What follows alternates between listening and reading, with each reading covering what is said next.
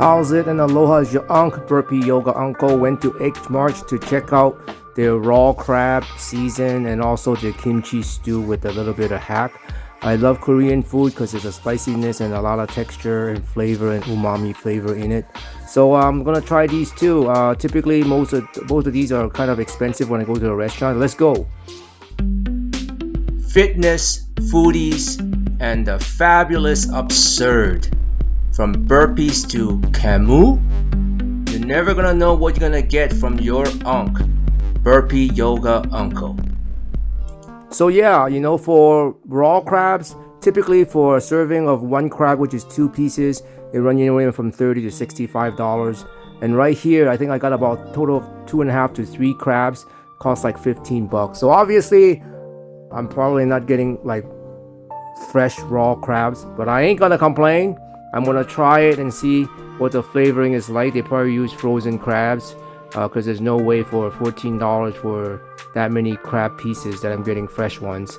As for the kimchi stew, typically is made with very little bit of pieces of pork or like naan. It could be even vegetarian, like all vegetables. So for this particular one, I wanted to add some meat to it, so I actually added a shrimp, because I wanted seafood, and your Unc and seafood.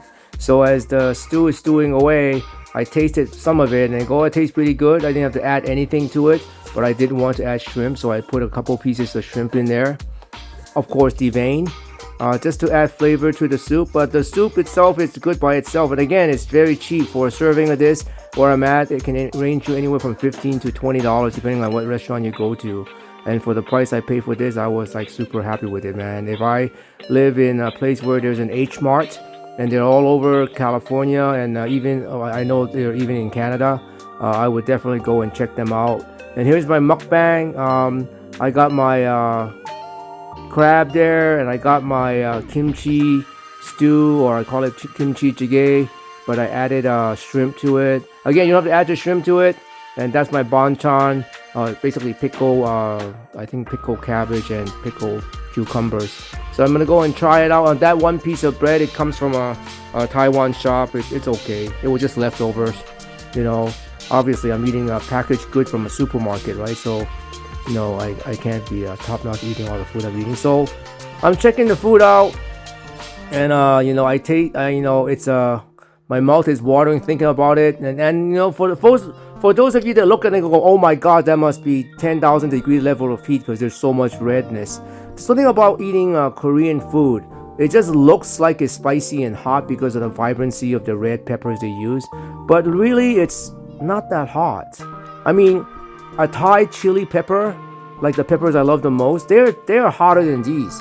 And I would dare to say even jalapenos, which they put in here, in terms of the spiciness, in some cases is maybe equal to or even a hotter level than the kimchi that you find or Korean food you find. They just like the peppers for the taste. And like even this particular dish where there's so much red peppers in there and you think, my god, I need to drink a whole cup of yogurt or milk to wash down the spiciness. And actually, it is not spicy. It's actually, I'm gonna try it. And then basically I remember eating it, and like there, when I tasted it, it's actually on the sweet side.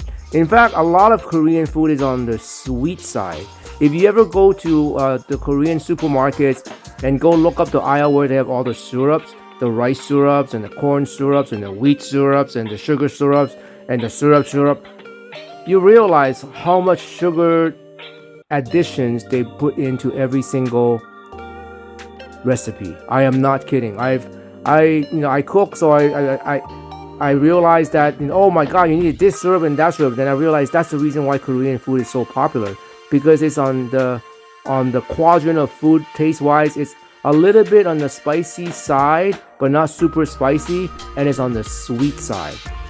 And then the banchans, most of them are on the sour side, and some a little bit of spicy.